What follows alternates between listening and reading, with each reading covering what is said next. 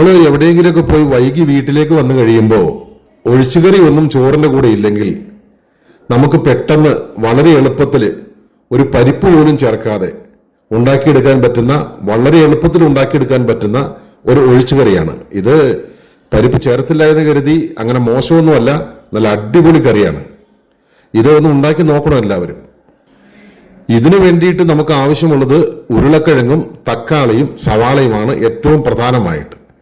ആദ്യം ഒരു 2 ഉരുളക്കിഴങ്ങ് എടുത്ത് നമുക്ക് നന്നായിട്ട് ഇതുപോലെ ഒന്ന് അരിഞ്ഞ് ഒരു കുക്കറിലേക്ക് ഇടാം.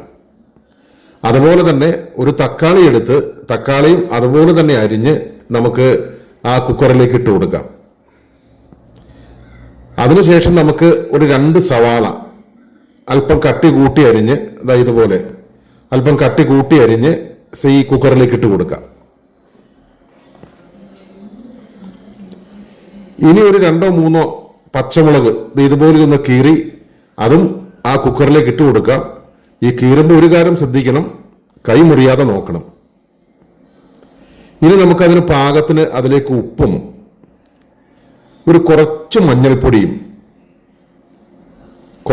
അതുപോലെ തന്നെ കുറച്ച് മുളക് പൊടിയും ഇനി പാകത്തിന് വെള്ളവും ഒഴിച്ച് നമ്മൾ നന്നായിട്ട് അതൊന്ന് ഇളക്കി കൊടുത്ത്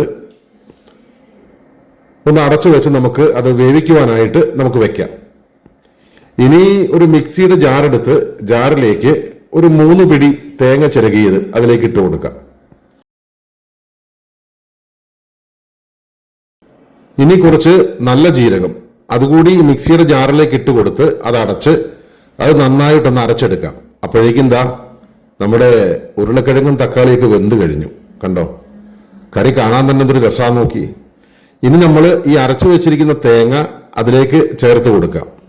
അത് ശരിക്ക് വിട്ടുപോരുന്നില്ലെങ്കിൽ കുറച്ച് വെള്ളം കൂടി ആ മിക്സിയുടെ ജാറിലേക്ക് ഒഴിച്ചിട്ട് അത് ഒന്നുകൂടി ഒന്ന് ഇളക്കി ആ വെള്ളം കൂടി ഇതിലേക്ക് ചേർത്ത് കൊടുക്കാം. ഇപ്പൊ തന്നെ കറി നന്നായിട്ടുണ്ട്.